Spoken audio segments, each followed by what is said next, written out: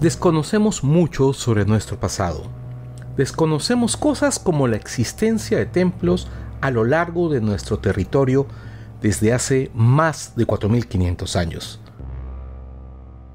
Desconocemos que el quechua no es una única lengua. Desconocemos que Túpac Amaru no fue el primer cacique en rebelarse. Desconocemos que el abandono nos ha hecho perder muchísima de nuestra historia. Únete a nosotros en la aventura de evitar que el olvido nos robe el pasado y compartamos la aventura de redescubrirlo.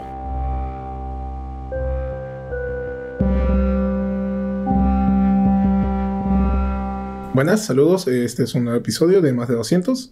Como siempre, soy Sergio Sáez y en esta oportunidad vamos a entrevistar a una colega arqueóloga. Su nombre es Stephanie Mamani, es arqueóloga de San Marcos, con maestría en la Universidad de Yamagata. Ella participó en varios proyectos de investigación arqueológica, como son en el sitio de Pacopampa, en el sitio en Gatambo, ambos en la parte norte peruana, también en el complejo Lambayeque, y actualmente trabaja como encargada de inventario en el Museo Arqueológico de Puruchuco. Y bueno, en esta ocasión nos va a hablar de el sitio arqueológico de Pacopampa, un sitio informativo ubicado en el actual departamento de Cajamarca. Hola, Stephanie. Hola, Sergio, gracias por invitarme.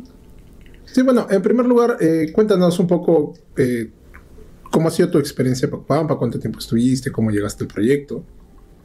Ok, bueno, el proyecto Pacopampa está dirigido por arqueólogos japoneses y arqueólogos peruanos. Este proyecto tiene un convenio con la Universidad Nacional Mayor de San Marcos y con el Museo Etnológico de Japón. Como parte del convenio, se hace una invitación anual a los estudiantes de arqueología de la Facultad de Ciencias Sociales de la Escuela de Arqueología de San Marcos para que participen en el proyecto. Entonces es así que yo postulé a una de estas convocatorias y fui parte del proyecto, ¿no? Inicialmente como practicante durante 2 años, en el año 2013 y 2014. Y en el 2015, ya egresada, participé como asistente de campo y en los años posteriores, en 2018 y 2019, como jefe de campo. ¿Realizó allí? ¿De qué estabas encargada? Bueno, nosotros como practicantes inicialmente nos enseñaron el trabajo de registro arqueológico, elaboración de fichas, dibujo de plantas, de perfiles y también el inventario de los materiales. Después, ya como arqueóloga encargada de las excavaciones, dirigía los trabajos en las unidades de excavación que se me asignaron en los diferentes edificios que componen el sitio arqueológico. Gracias. Bueno, Pacopampa es un sitio que es, digamos, histórico también para San Marcos, ¿no? Es un sitio en donde han practicado, creo que varias generaciones de arqueólogos. Creo que actualmente es terreno que le pertenece a la universidad, si no me equivoco. Bueno, sí. El doctor Pablo Macera, como miembro del Seminario de Historia Rural Andina, compró el terreno de Pacopampa y lo donó, bueno, lo hizo parte de la universidad, justamente para que los estudiantes de arqueología tengan un lugar donde hacer sus prácticas y sus investigaciones y también desarrollar sus tesis. Es así que arqueólogos como Rosas y también Chadi realizaron sus investigaciones allá, también Jorge Silva, me parece, Pedro Miasta. Entonces, sí, hay varios arqueólogos, además de que actualmente todavía enseña el profesor Daniel Morales, realizó también su tesis de bachiller de Pacopampa. Entonces sí, hay varios investigadores sanmarquinos que han desarrollado sus investigaciones en el sitio. En todo caso, ya que hemos mencionado varias veces el sitio, lo más importante creo, ¿dónde se encuentra el sitio? ¿Qué tipo de asentamiento fue? ¿Qué fue Pacopampa en sí? ¿De qué época? ¿A qué época pertenece? Pacopampa se ubica en el distrito de Querocoto, en la provincia de Chota, dentro de la región Cajamarca. Y sus primeras construcciones datan del 1200 a.C., con numerosas renovaciones arquitectónicas que fechan hasta el 400 a.C. Sin embargo, también tiene ocupaciones más tempranas, probablemente se han identificado evidencias de cerámica de estilo Pantanche, que es más o menos del 1500 a.C., y también se han encontrado evidencias de la cultura cajamarca, de la cultura chimú y también inca. Entonces, bueno, todo a partir de, sobre todo como mencionaste, 1500 a.C., esto cae en lo que se conoce como el periodo formativo andino, ¿cierto? Sí, así es. Pacopampa se ubica dentro de lo que se conoce el formativo o también el periodo inicial y periodo horizonte temprano. Claro, acá en este caso, Stephanie se refiere al, digamos, con estos dos términos, como hemos mencionado en un capítulo anterior, a las dos secuencias, digamos, más importantes que se han planteado para la cronología, ¿no? La secuencia Rowe, de horizontes e intermedios, basada en los estilos cerámicos, y la secuencia que planteó Luis Lumbreras a partir del desarrollo, digamos, sociopolítico, conformativo, desarrollos regionales, Imperio Huari y Salto Guantinsuyo. Entonces, bueno, esta es una formación importante desde los inicios de la cerámica, lo que es Pacopampa, y su ocupación principal, como menciona, hasta el final, casi el final del periodo formativo, ¿no? Y luego con ocupaciones más pequeñas, es lo que se entiende. En todo caso, ¿qué fue Pacopampa exactamente? Porque conocemos del periodo formativo, la mayoría son sitios como templos, ¿no? Chavín, como Conturhuasi. Entonces, ¿cómo podrías caracterizar lo que fue Pacopampa? Pacopampa fue uno de los centros ceremoniales más importantes de la Sierra Norte del Perú. De hecho, fue un complejo ceremonial conformado por al menos 4 montículos piramidales, llamados, bueno, el montículo principal, que es Pacopampa, el montículo de la laguna, el mirador y la capilla. Todos estos montículos están organizados dentro de un mismo eje constructivo y habrían sido contemporáneos, claro. Además, cerca a este centro ceremonial se han encontrado otros sitios contemporáneos con elementos muy similares a Pacopampa, como el Templo Rollo. Y esos son, digamos, además de Rollo, hay otros asentamientos, digamos, no quizás del tamaño de Pacopampa o de esas mismas características, pero ¿qué otros sitios hay, digamos, en la inmediatez, en la región, que son contemporáneos, que se pueden articular con Pacopampa? En la región, bueno, hay otros sitios como Conturhuasi, que es también un sitio bastante importante y monumental. También está el templo de Ingatambo, ubicado en Jaén, cerca ya a la frontera con el Ecuador. También está el sitio arqueológico de Huacaloma, también un templo importante, formativo. Y en todo caso, bueno, estamos hablando acá estás mencionando templos, que es como, digamos, uno de los elementos más típicos, característicos del periodo formativo, lo que más se conoce, pero otro tipo de asentamientos, por ejemplo, nos han preguntado alguna vez, ¿no? ¿Cómo vivía la gente, digamos, común? Porque obviamente no todos viven en los templos. ¿Hay algo así similar alrededor de Pacopampa que se pueda conocer o es algo que todavía está en proceso de investigación? Lamentablemente sí ha habido un interés en identificar digamos, dónde vivían las personas, las zonas domésticas, ¿no?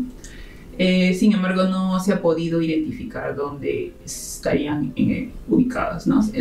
A los alrededores del sitio se han realizado excavaciones, pero no se ha encontrado viviendas, digamos. Se mantiene la arquitectura monumental. Entonces, por el momento todavía no se ha encontrado evidencias domésticas cerca de Pacopampa. Bueno, nos mencionas que hay principalmente arquitectura monumental, ¿no? Estos grandes edificios, construcciones, templos, pero ¿qué diferencias hay en todos ellos? No creo que no todos son templos como tal, sino que hay distintos tipos de construcciones en lo que conocemos como Pacopampa hoy en día. Bueno, el proyecto de investigación en el que he participado se ha concentrado principalmente en excavar el edificio principal de Pacopampa. Este edificio se compone de 3 plataformas. Cada plataforma presenta una plaza cuadrangular hundida, que es un elemento muy representativo de este periodo, en los templos de este periodo. Y otros elementos arquitectónicos como cornisas con talladas,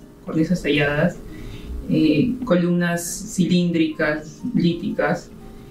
También hay bueno, este es muy peculiar de Pacopampa. En la tercera plataforma hay diferentes edificios que son de importancia, ¿no? Está el edificio que han denominado edificio principal, porque se encontró ahí la tumba de la dama de Pacopampa. También está el edificio circular, el cual presenta un fogón central, pero que no pudimos identificar más evidencias debido a que ha sido vaqueado, ya incluso lo dinamitaron para encontrar algún tipo de objeto valioso. Entonces la mayor parte del edificio ha sido dañado por este vaqueo. Después tenemos los edificios que rodean la plaza cuadrangular. Está el edificio del lado norte, que también es importante porque presenta un patio cuadrangular también asociado a una importante tumba, y también donde se han encontrado evidencias de fiestas, ¿no? De grandes comidas, banquetes que se realizaron en el sitio. Bueno, lamentable lo que comentas, ¿no? Bueno, es algo que ha sucedido en muchos sitios arqueológicos. En Áspero, por ejemplo, una de sus pirámides también fue dinamitada y actualmente es un gran hueco, nada más, que los investigadores han podido dibujar. Creo que está publicado una pequeña reconstrucción de justamente cómo era el edificio por dentro. Y bueno, es una pena que no se pueda conocer más de este que aparentemente era uno de los edificios más importantes de Pacopampa. Bueno, y estas características que mencionas, tanto este edificio circular, esta sucesión de plazas en 3 plataformas, ¿hay algo similar en el periodo, en la región en particular, o digamos a nivel de lo que es los Andes centrales en general? Claro.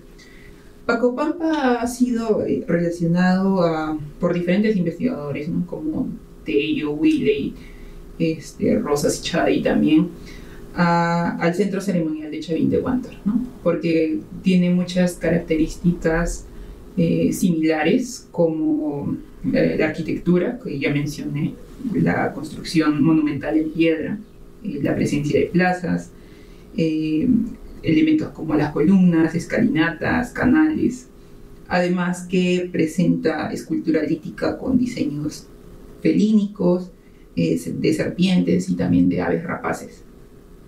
Además también tiene cerámica oscura, muy pulida, ¿no? Que está relacionada al estilo Hanna Barroy o Hanna Barriu del sitio de Chavín.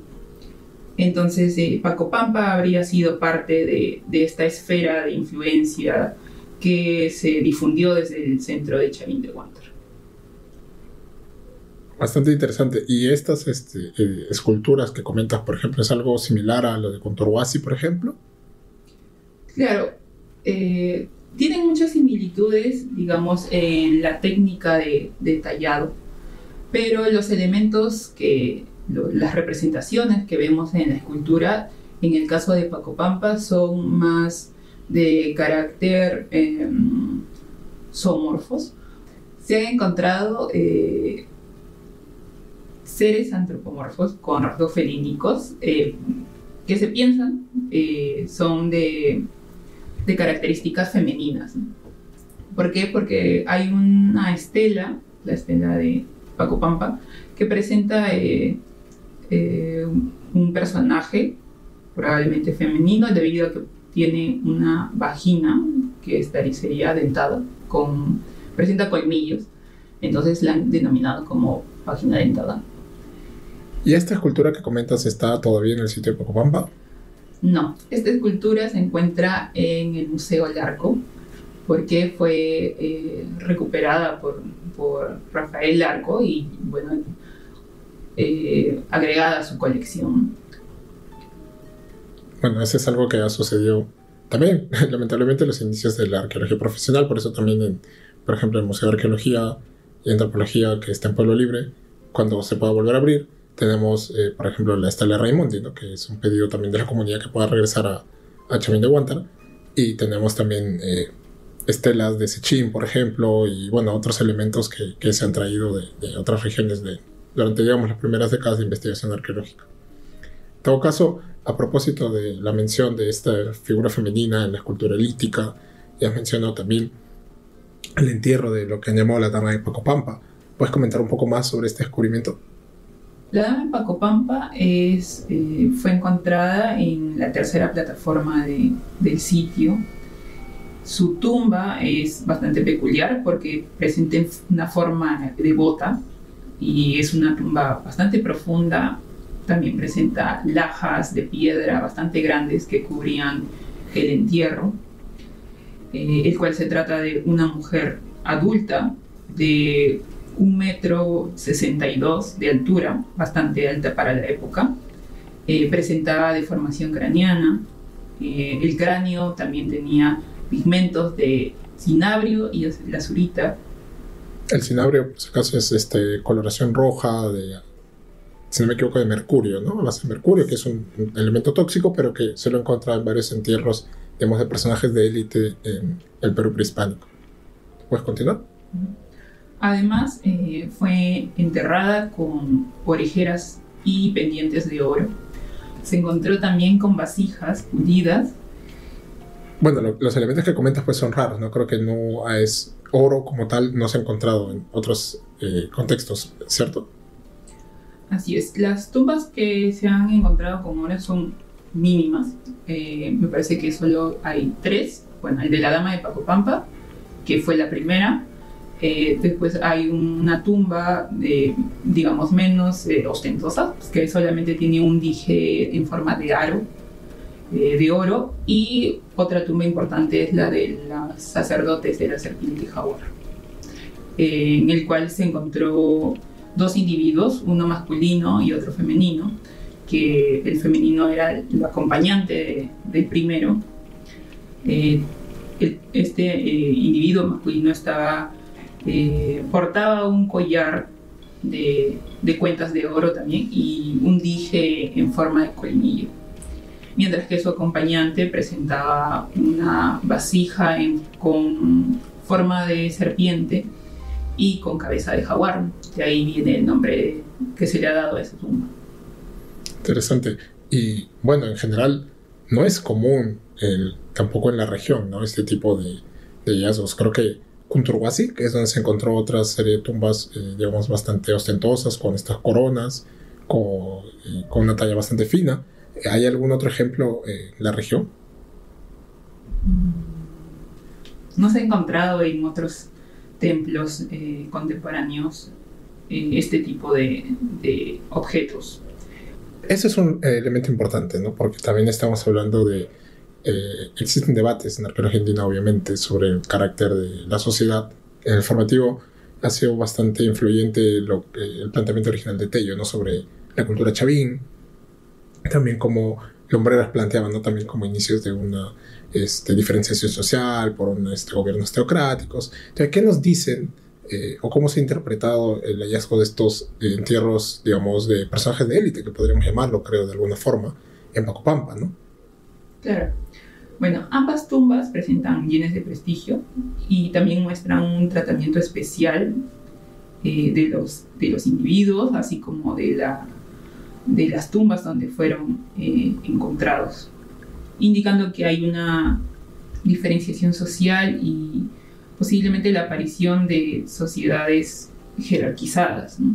Donde los líderes más importantes serían sacerdotes o personas relacionadas a la religión. Y esto, por lo menos, de momento solo sabemos que estaría sucediendo en Pacopampa y en Cunturhuasi. En Huacaloma, por ejemplo, que está cerca... No, en Huacaloma tiene, si bien es un sitio contemporáneo, tiene un desarrollo de su sociedad distinto, ¿no? En Huacaloma no se han encontrado tumbas asociadas a bienes de prestigio, ¿no? Parece que Huacaloma mantiene una sociedad igualitaria a pesar de sus vecinos.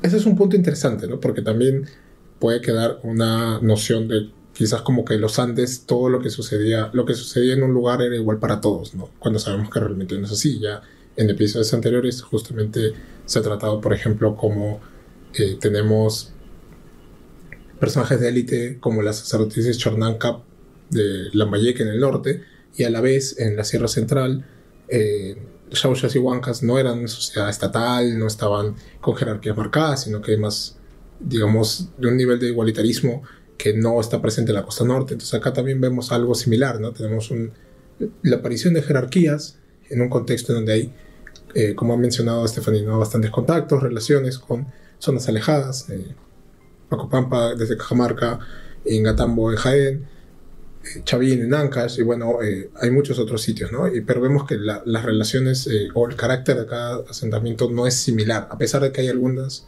voy a corregir.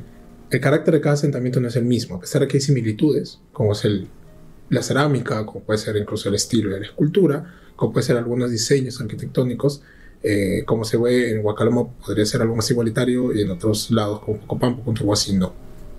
Pero esta historia no empieza obviamente de golpe, ¿no? O sea, no es que Pacopampa desde un primer momento es que ya se construyó el templo y hay diferencias, ¿no? Hay una ocupación previa, que quizás no en el mismo sitio, o sí, o quizás en la región. Entonces, ¿cómo podemos entender la parte más temprana de la historia de Pacopampa? Muy cerca de Pacopampa se encuentra el sitio de Pandanche, donde se ha encontrado la cerámica más antigua, me parece, de la Sierra Norte del Perú. Sin embargo, no se conoce mucho sobre el sitio porque las excavaciones que se han realizado han sido muy pequeñas, en las que básicamente solo se ha podido identificar los estilos cerámicos. Entonces, la información sobre la arquitectura o cómo se distribuyó el sitio es todavía desconocida. Entonces, esto que mencionas, bueno, estas evidencias que mencionas de Pandanche son de lo que sería el formativo temprano, ¿cierto? Sí. O sea, hacia 1600 a.C., 1500 a.C., y bueno, Pacopampa todavía no existía. Entonces, hay una historia allí que no se conoce, que sería importante hacer quizás estudios regionales, excavar más sitios, quizás como no son arquitectura monumental, no atraen tanto la atención, tanto de equipos de investigación como incluso arqueólogos particulares, ¿no? Porque bueno, siempre llama más la atención la monumentalidad en la arqueología andina. Pero entonces hay un proceso desconocido todavía hasta que empieza la construcción de Pacopampa, que es formativo medio, ¿no es cierto? Entonces, ¿y qué evidencias, digamos, de lo más temprano que tenemos de Pacopampa? En el sitio de Pacopampas, las excavaciones han permitido identificar arquitectura monumental que data del 1200 a.C. Se tratarían de grandes plataformas que, bueno, no se ha podido definir con mucho detalle debido a la profundidad en la que estos se encuentran, ¿no? Las excavaciones son bastante restringidas, entonces no es posible a veces poder entender cómo se configuraba toda la arquitectura.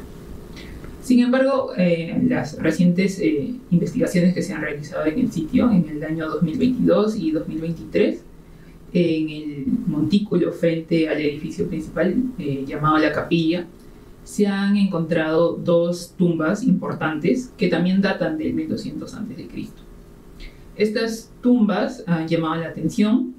Primero, una de ellas está asociada a un individuo también que se encuentra ornamentado con diversas cuentas de turquesa y también de conchas marinas.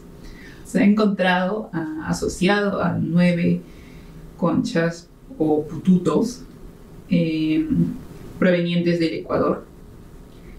Y la otra tumba presenta sellos con motivos felínicos y también de lifes, al parecer, que se tratarían de sellos para marcar estos motivos en la piel de las personas.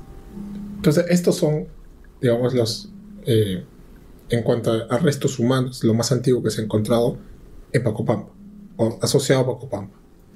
Sí, la importancia de estas tumbas es que son bastante tempranas y, como mencioné, presentan elementos que no son de la región, ¿no? Son parte de intercambios de larga distancia. Como digo, los pututos los traen del Ecuador.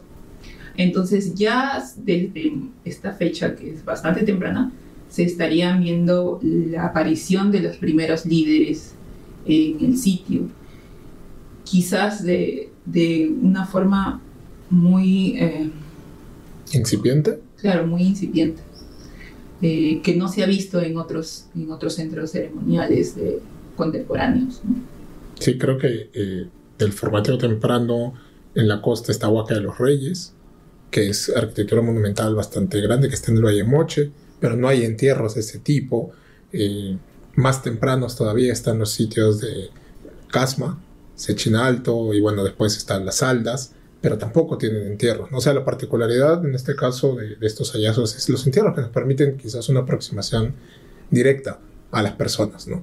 Y no tanto unas inferencias, digamos, de, bueno, la arquitectura monumental, la fuerza de trabajo, que sí es importante en los debates y las discusiones, pero esos entierros, estos ajuares tan particulares, tan llamativos, nos brindan una información distinta, que quizás ya luego sería común, ¿no? En época Moche, en época Chimú, pero esto es como los albores, ¿no? de esta diferenciación social, de un establecimiento quizás inicial de clases sociales. Claro, y esto nos permite cuestionarnos sobre la esfera de interacción de Chavín, ¿no? Porque se piensa que esta red de intercambio es la que genera la aparición de las clases sociales, de las jerarquías, por la presencia, digamos, el intercambio de bienes exóticos. Pero en Pacopampa están apareciendo de manera más temprana. Bueno, no digo que sea el único lugar, porque probablemente, o quizás todavía no encontramos hallazgos para poder decir que en otros sitios también lo hay. Pero quizás deberíamos cuestionar esta idea de que desde Chavín se está difundiendo, digamos, esta complejidad, ¿no?, hacia otros sitios de los Andes. Este punto que comentas es bastante importante, sobre todo para tener en cuenta, porque es importante tener el control cronológico. Ahorita Stephanie menciona, ¿no?, que son tempranos, del 1200 a.C., ha repetido varias veces estas fechas, o de la fecha de Pandanche, 1500, 1600 a.C., porque, por ejemplo, cuando hablamos de Chavín y se plantea esto de una importancia enorme Chavín, esta importancia está hacia el año 800 a.C., digamos, donde es la época de cerámica Janabarrio, donde hay estas relaciones como más directas con Pacopampa, con Tehuasi, con Ataya en Huancavelica, con sitios de la costa sur. O sea, esa es como que la época más conocida, donde están estas relaciones más marcadas. Chavín, como tal, ya se estaba construyendo hacia el 1200. Por lo menos es lo que las investigaciones a partir de los estudios arquitectónicos están planteando. Y quizás pueda haber antes, es difícil también saberlo porque, al igual que Pacopampa, Chavín tiene una historia muy larga, con construcciones que se van renovando, construyéndose una encima de la otra. Es algo típico de los templos tempranos en los Andes centrales. Por ejemplo, Cotos, que es también muy famoso, tiene ocupaciones de distintos periodos. O sea, el templo de las manos cruzadas no está ahí encima, está debajo de otros montículos, está encima de otros edificios. Entonces, así sucede en varios asentamientos. O Caral mismo, ¿no?, que uno ve ahorita una mole gigante, ¿no?, una pirámide, pero adentro hay otra más chiquita, y dentro hay otra más chiquita, y dentro hay otra más chiquita, y así, ¿no?, hasta que sus primeros elementos eran más pequeños, como ya lo hablamos en nuestro episodio sobre Caral, ¿no? Un sitio como Cerro Lampay, por ejemplo, es como una versión muy mínima, muy chiquita, y que podría quizás en algún momento haber llegado a tener un tamaño más grande. Entonces ese es un elemento importante, como menciono, porque es un poco alejarnos de esa visión, hasta, por llamarlo, no chavincéntrica, de que desde allí sale la cultura. Incluso la periodificación de Lumbreras es chavincéntrica, ¿no? Él habla de formativo medio porque es la época Chavín, y el formativo inferior es lo pre-Chavín, y el formativo superior es lo post-Chavín. Claro que luego ha habido otras propuestas y ya se ha estado alejando un poco de ello, pero el peso de las investigaciones de Tello, de la magnificencia del mismo sitio de Chavín, o del énfasis que se le ha dado a los estudios en el tema de la escultura lítica, por ejemplo, llevan a que cuando se habla del formativo se piensa Chavín. Y acá tenemos evidencias nuevas, ¿no?, evidencias distintas, y que debería ser importante poder discutir, incluso como un sitio que además está en relación con otros sitios de esa región, ¿no? Se ha mencionado en Catambo, Conturhuasi. Mencionas estos hallazgos del Strombus, conchas como parte, ¿no?, del ajuar. Obviamente estas son conchas marinas. Las piezas de oro, que obviamente no lo minaban o no lo extraían de Pacopampa, han podido identificar quizás con qué regiones había contactos. No digo directamente con tal o cual sitio, ¿no?, pero sí como un área más amplia de los contactos de Pacopampa. Claro. Pacopampa habría tenido contacto con el área de Bagua y con límite, bueno, con la frontera con el Ecuador, además de la costa norte, por la presencia de la cerámica, que es muy similar al estilo que se conoce como cupisnique. ¿Y con Bagua, por ejemplo, qué tipo de relación? Para el formativo medio se ha identificado cerámica con pintura polícroma, que es un rasgo característico de la cerámica del área de Bagua. Acá, para ampliar un poquito, ¿no? Pintura polícroma, bueno, por el nombre, de varios colores, que es algo en realidad típico del formativo andino, de que no se usa mucha pintura, ¿no? O sea, la cerámica Janabarri y Chavín es colores oscuros, con incisiones, con decoración incisa. Copisnique también, similar. Y es en Paracas, muy posterior todavía, que ya tenemos pintura de colores, ¿no? Entonces ese rasgo que comenta es importante. Y ¿hay alguna propuesta o alguna idea de si hay alguna conexión, por ejemplo, con la selva en ese momento? Rosas y Chay son los investigadores que notan estas similitudes en la cerámica con Bagua. Bueno, ahí se proponen que hay intercambios, ¿no?, con esta zona. Bueno, posteriormente ya no se han hecho más investigaciones con el lado de la selva. Sí, sería importante que eso en algún momento se continúe y sobre todo que se puedan hacer estudios, digamos, interdisciplinarios, ya no arqueología con antropología, ¿no?, que es clásico y importante, sino también con colegas de otros países, ¿no? Justamente, como mencionas, está cerca de la frontera del Ecuador, ya para el formativo inicial que hemos hablado, ¿no? Está el sitio Santana, Florida, que es parte de lo que es actualmente Ecuador, pero una tradición similar acá hay en Monte Grande, que es acá en Perú. Entonces las fronteras obviamente son producto moderno. Quizás para el formativo hay algún elemento, y bueno, con el crecimiento de la selva o en todo caso la urbanización de algunas ciudades pueden haber destruido. Sería importante continuar esos trabajos. Y hacia el sur, ¿hay algún otro estudio, por ejemplo, sobre otros elementos como la turquesa o como el oro? Si hay algún estudio específico sobre las fuentes. Sí. Richard Burger realizó un estudio sobre la obsidiana. Tomó muestras de varios centros ceremoniales, entre ellos Pacopampa. Y bueno, sí, sus resultados muestran que la obsidiana que se ha encontrado en Pacopampa proviene de Quispicisa. Quispicisa, que está en la Sierra Sur y que es en realidad una fuente de obsidiana importante para distintos sitios de ese periodo. Sí. Al igual que el cinabrio también, que proviene de la región de Huancavelica. Allí, por ejemplo, conocí el sitio de Ataya, ¿no?, que trabajaron el mismo Richard Burger con cromatos, y bueno, ahora, si no me equivoco, había una tesis, una investigación hace pocos años de Michel Young. Entonces, eso también es importante recordar, ¿no? Porque al final, como de nuevo, esta visión Chevin-centrista hace pensar que todo lo dirige Chevin, pero todavía falta conocer al final, ¿no? O sea, cómo obtenía Pacopampa esos productos, ¿no? Esas redes de intercambio, redes comerciales, no sé cuál sería el término más adecuado para esa época, pero, por ejemplo, el tema de los caminos, o sea, hay muchos estudios todavía para poder continuar, poder definir. Y ya para ir cerrando, bueno, hemos hablado de la historia de Pacopampa, y para aclarar un poco con las fechas, ¿esta obsidiana de qué épocas es, en todo caso? La obsidiana aparece principalmente para el formativo tardío, es decir, a partir del 800 a.C. La época de mayor importancia de Chavín y de estos otros templos, ¿no? Entonces, hay una evolución, hay una historia también particular.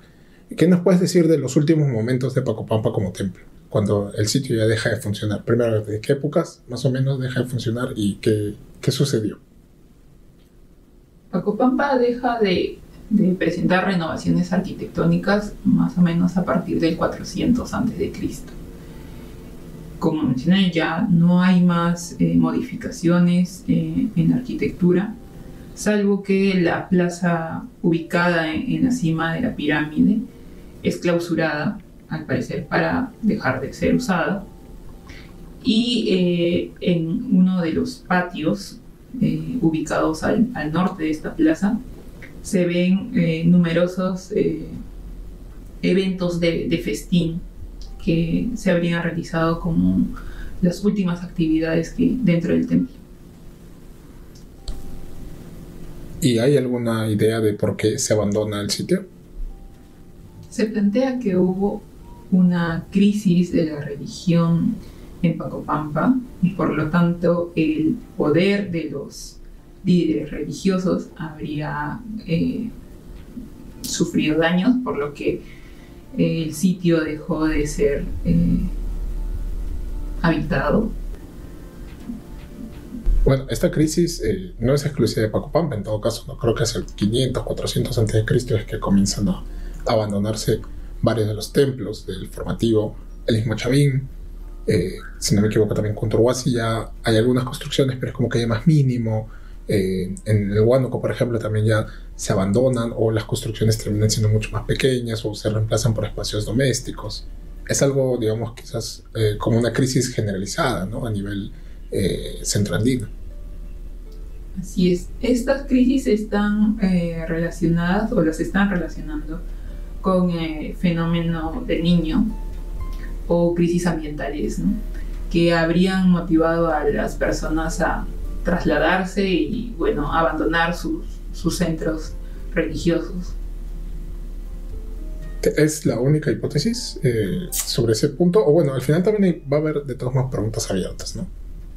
Bueno, particularmente encuentro un poco quizás complicado atribuir todo a esta crisis a un cambio climático, ¿no? Yo entiendo que son varias las hipótesis que se plantean, y en todo caso va a haber preguntas que quedarán abiertas, ¿no? Y futuras investigaciones podrán ayudar a solucionar. Quizás si se identifican, por ejemplo, los espacios domésticos, que es algo que falta mucho para el formativo, o se encuentran entierros de la gente del común, que también, o sea, en el formativo hay pocos entierros y los que hay son principalmente de la élite, ¿no?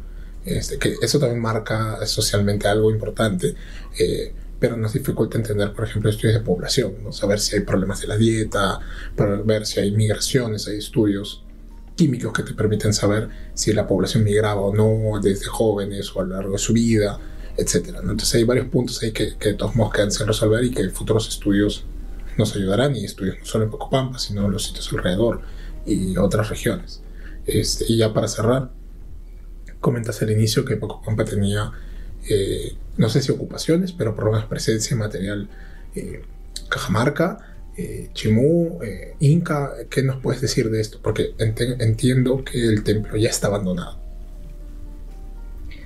Al abandono del templo, dentro de la plaza cuadrangular se encontraron ofrendas de miniaturas de cerámica, específicamente cantaritos, platos, ollitas que están asociados a la cultura cajamarca.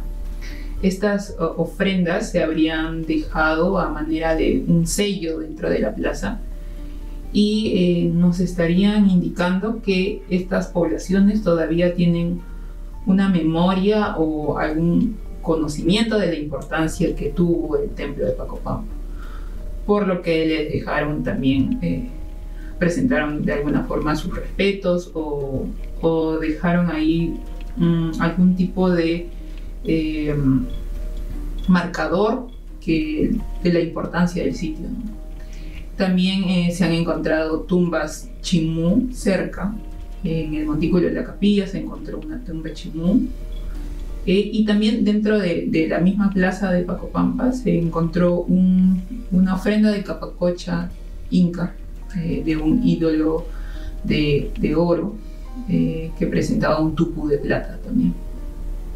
Esto es interesante porque es algo que quizás incluso hoy en día podemos ver, ¿no? Como hay gente que también por una creencia religiosa tiene como un respeto o considera que las huacas están vivas todavía, no los sitios arqueológicos que, bueno, nosotros estudiamos, pero que, por ejemplo, hay chamanes que van y dejan ofrendas o hacen pagos o hacen maldiciones. Entonces, obviamente no es el mismo proceso que en época Cajamarca, Chimú, Inca.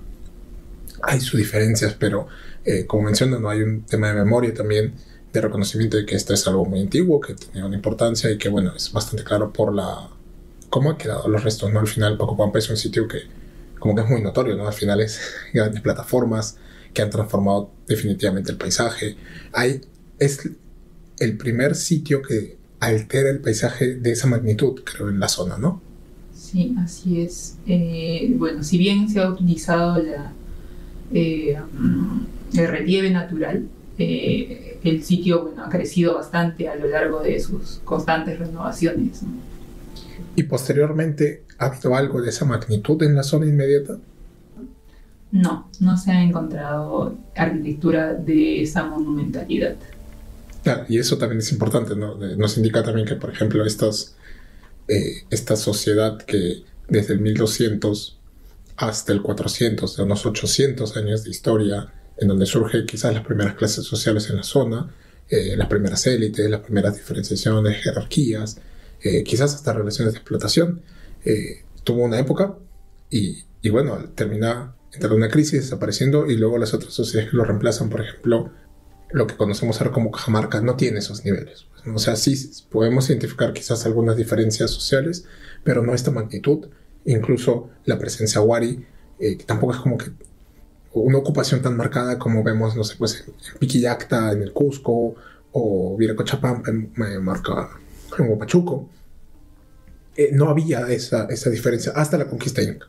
No, que ya es claro, ¿no? La construcción del Capañán, la presencia de funcionarios estatales. Entonces es un elemento importante, porque también hay que reconocer y revalorar justamente aquellas sociedades que no porque no hayan tenido este desarrollo, digamos, monumental y todo, es como que es menos importante. Al final simplemente es parte de la historia. Y en todo caso es interesante investigar Pacopampa, pero también no quedarnos en ese punto. Y creo que eso ya sería lo último. Muchas gracias por haber venido, por hablarnos también de tu investigación. Bueno, has estado bastante tiempo en Pacopampa y bueno, ahora sigues trabajando en otros lugares. Antes de retirarnos, ¿qué recomendaciones bibliográficas nos puedes dejar para leer, aprender un poco más sobre Pacopampa? Está el boletín número 15 de la revista Arqueología y Sociedad, que está completamente dedicado a Pacopampa, y están ahí las primeras investigaciones que se han realizado en el sitio. Este boletín además está gratis, lo pueden buscar en la página de Revista San Marcos y ahí consultan, ¿no? Todos los artículos están subidos en PDF y lo pueden consultar en cualquier momento. ¿Qué más?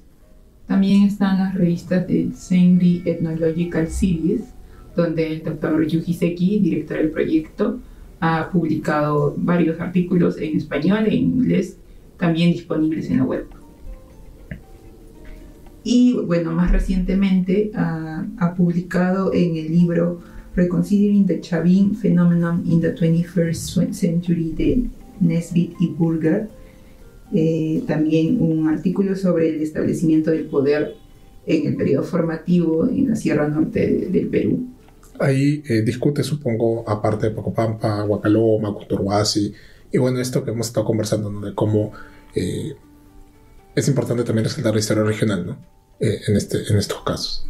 Bueno, Stephanie, muchas gracias por tu participación, ha sido interesante y ojalá podamos hablar más del periodo formativo, que a diferencia de otras regiones. Por ejemplo, hemos hablado de Mochica como una gran síntesis, hemos hablado de Ichma también como una síntesis, que ya hay bastantes estudios y debates y también puntos en común que se han encontrado para poder, valga la redundancia, sintetizar todos los trabajos sobre el formativo. Aún hay muchos debates abiertos, aún hay muchas teorías también que incluso podremos algunos considerar que ya tendrían que estar superadas, pero se sigue repitiendo, ¿no? Como este chavincentrismo.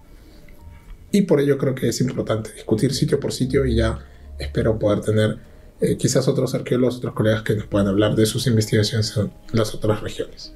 Muchas gracias, Stephanie. ¿Algunas últimas palabras?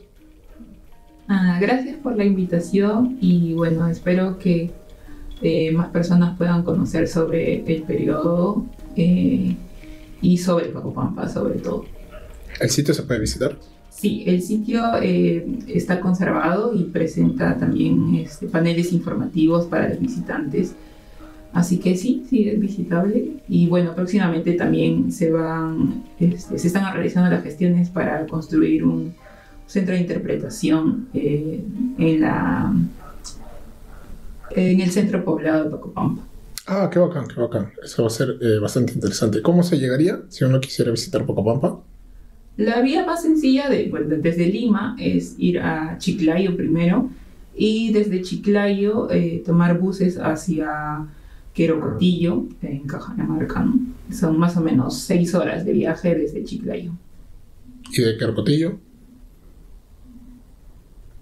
1 hora y media, más o menos. Y ahí se llega a Pacopampa. ¿Hay hospedaje? Bueno, ahora están recibiendo más turistas, así que me parece que sí, ya hay hospedajes. Ah, ya. Bueno, está bien. Ya han escuchado, así que al que esté interesado pueden visitar Pacopampa y quizás si está por la zona, buscar también visitar Cunturhuasi, por ejemplo, y otros sitios arqueológicos de la región de Cajamarca. Bueno, eso ha sido todo por el episodio de hoy. Muchas gracias por escucharnos. Hasta luego.